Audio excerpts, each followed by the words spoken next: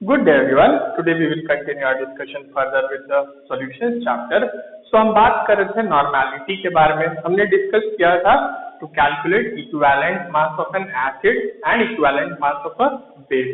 आज हम एक सॉल्ट का इक्विवेलेंट मास कैलकुलेट करने की कोशिश करेंगे. So let us start our discussion with the equivalent mass of a salt. ठीक है, चलिए देखते हैं. सॉल्ट के बारे में बात करेंगे. So, equivalent mass of the salt कैसे कैलकुलेट किया जाता है? What is the mathematical formula?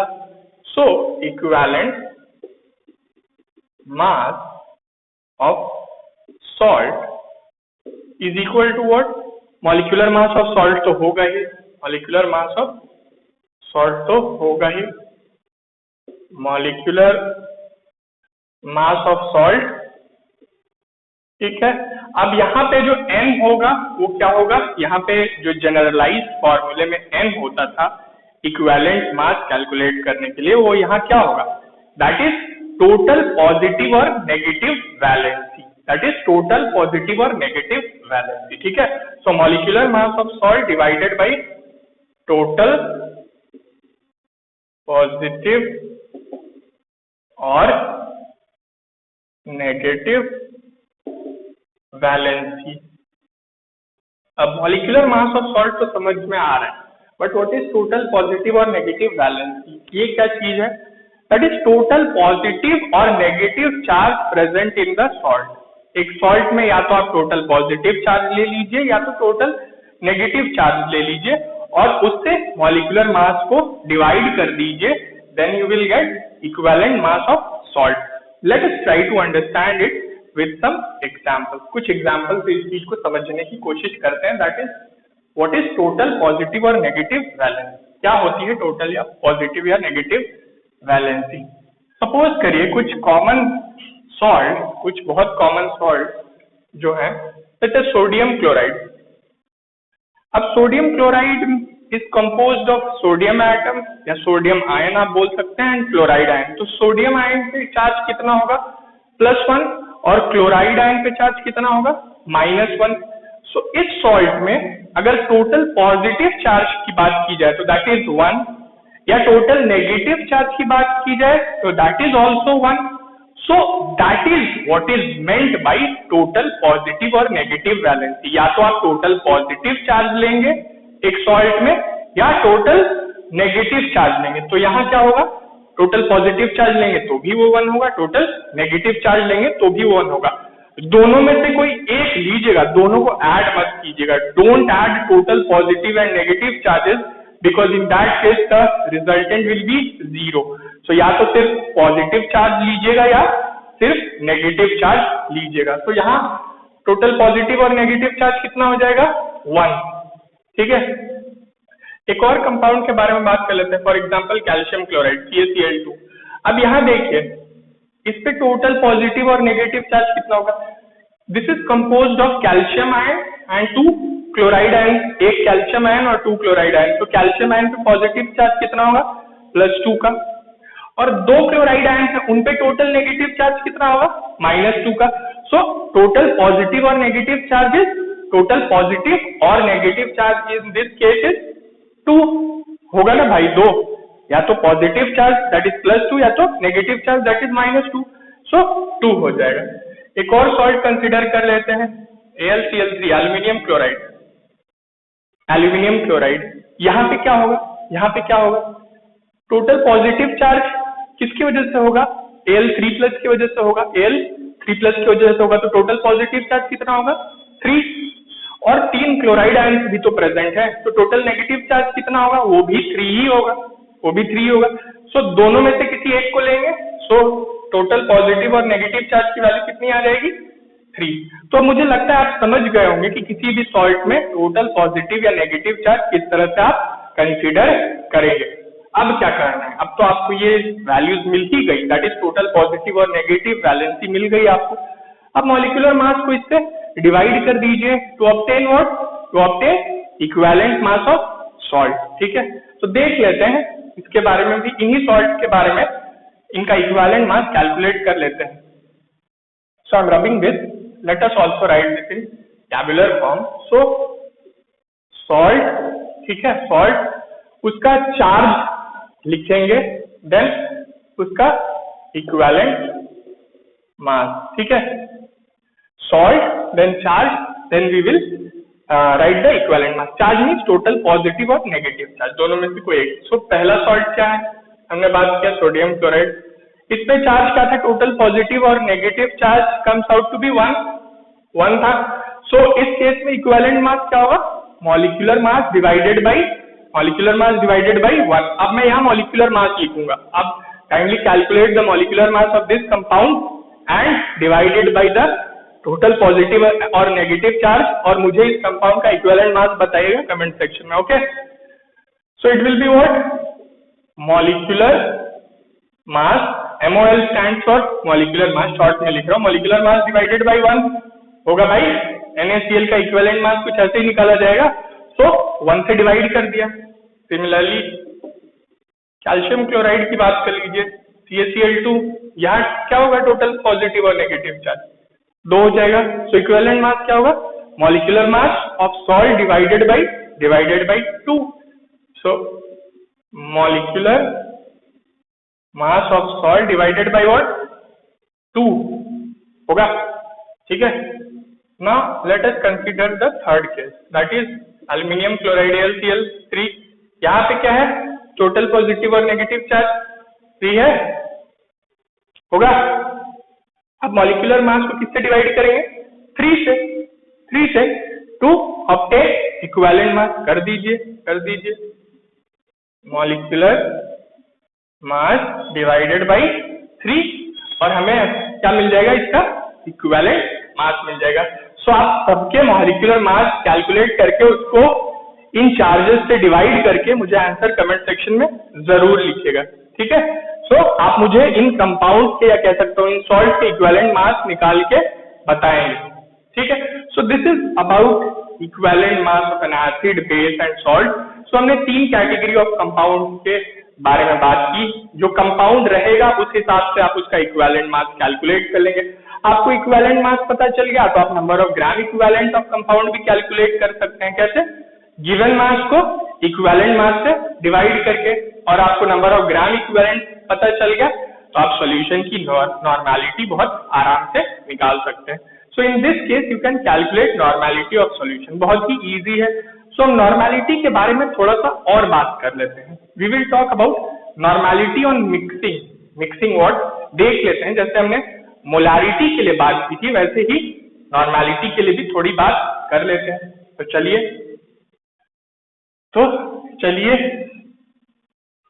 so we will talk about what, first we will talk about normality on mixing what, solution, normality on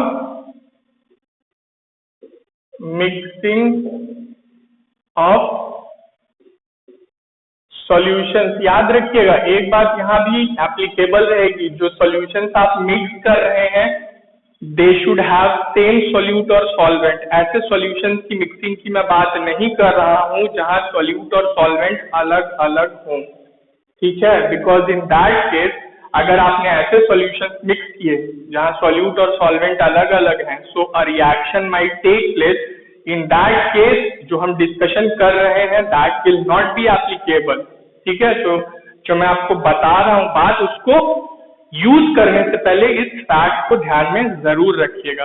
we are mixing solutions which are having same solute and solvent. तो कर लेते हैं mix. फिर से 3 containers मैंने आपको दे दिए, suppose करिए 3 कंटेनर्स आपको दे दिए मैंने, ठीक है। तीनों कंटेनर्स में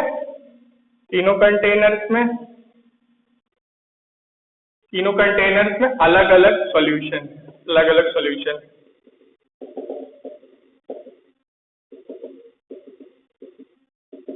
ठीक है। तीनों कंटेनर्स में अलग अलग सॉल्यूशन। फॉर एग्जाम्पल हम कंसीडर करते हैं कि we have selected some compound A, हमने कोई एक कंपाउंड ए लिया और उसको वाटर में डिसॉल्व किया और उसका सॉल्यूशन प्रिपेयर किया। इन दैट केस ये भी ए का सॉल्यूशन है, ये भी ए का सॉल्यूशन है, ए का सॉल्यूशन है, and that A is mixed in what, A is mixed in water, याद रखिएगा।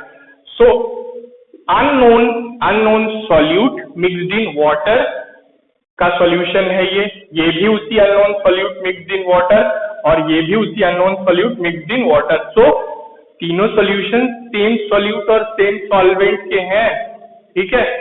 अब इस सॉल्यूशन की जो नॉर्मेलिटी है दैट इज N1, नॉर्मेलिटी है दैट इज N1, और इस सॉल्यूशन का जो वॉल्यूम है दैट इज V1, नॉर्मेलिटी है N1, वॉल्यूम है V1। सिमिलरली इस सॉल्यूशन का जो नॉर्मेलिटी है दैट इज डिफरेंट N2 और इसका वॉल्यूम V2 है। उसी तरह से इस सॉल्यूशन की जो नॉर्मेलिटी है दैट इज डिफरेंट N3 और वॉल्यूम V3 है। तो क्या सिर्फ तीन ही सॉल्यूशंस को मिक्स कर सकते हैं? नहीं, आपके मन में जितने आए उतने मिक्स कर लीजिए, 3 4 5 6 N, ठीक है। You mix N number of solutions. So ये formula N number of solutions के लिए अप्लाई करें, हम तीन ही के लिए बात करें। सो इन तीनों सॉल्यूशंस को आपने कंटेनर में मिक्स कर दिया। सो जो रिजल्टिंग सॉल्यूशन होगा उसकी नॉर्मेलिटी क्या होगी? That is given by the formula N1 V1 plus N2 V2 plus N3 V3 is equal to NR VR, ठीक है। सो नॉर्मेलिटी इंटू वॉल्यूम का हर सॉल्यूशन के लिए प्रोडक्ट ले लेंगे और ऐड करते जाएंगे, that is equal to normality of the resulting solution into volume of the resulting solution. ठीक वैसी ही बात जैसी हमने मोलारिटी के लिए की थी। अब यहाँ normality of the resulting solution आप कैलकुलेट कर सकते हैं provided you know the volume of the resulting solution. क्या आपको वॉल्यूम ऑफ रिजल्टिंग सॉल्यूशन नहीं पता है? ऑब्वियसली पता है। अगर आप तीन सॉल्यूशंस को मिक्स करें तो फाइनल वॉल्यूम सॉल्यूशन का वॉल्यूम क्या होगा? इन्हीं तीनों का सम तो होगा, so volume of the resulting solution will be what? V1 plus V2 plus V3 होगा। सो आपको ये पता चल गया, आप नॉर्मेलिटी ऑफ रिजल्टिंग सॉल्यूशन नहीं निकालेंगे, इजिली यू कैन कैलकुलेट। बस एक चीज ध्यान में रखिएगा, बाय यूजिंग द फॉर्मूला जो वॉल्यूम की यूनिट रखिएगा सेम रखिएगा।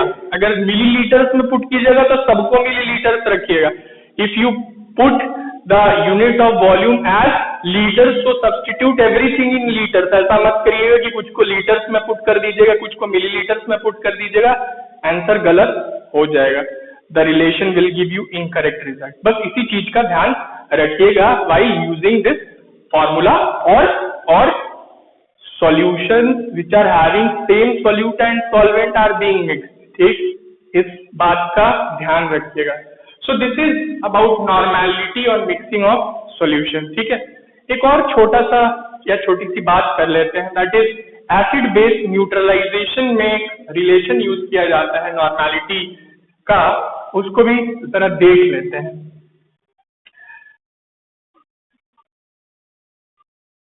So न्यूट्रलाइजेशन क्या होता है? न्यूट्रलाइजेशन रिएक्शन आपने बचपन में ही पढ़ रखा है। What is neutralization? एक ऐसा रिएक्शन जिसमें एक एसिड रिएक्ट करता है एक बेस के साथ to produce salt and water, that is known as neutralization. So acid base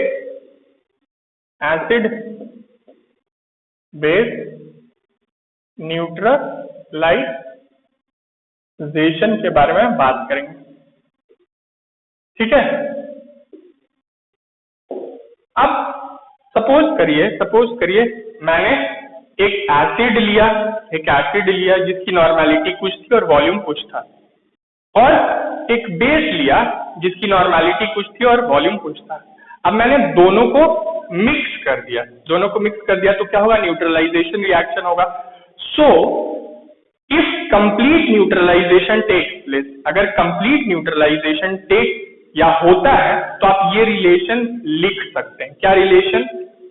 normality of acid into volume of acid is equal to normality of base into volume of base, ठीक है। So complete neutralization हुआ, so in that case normality of acid into volume of acid will be equal to normality of base into volume of base, ठीक है। So basically होता क्या है, complete neutralisation reaction में जितना number of gram equivalent acid का use होता है उतना ही number of gram equivalent base का यूज होता है। मतलब दोनों के ग्राम इक्विवेलेंट बराबर रहते हैं, इसीलिए कंप्लीट न्यूट्रलाइजेशन हो सकता है।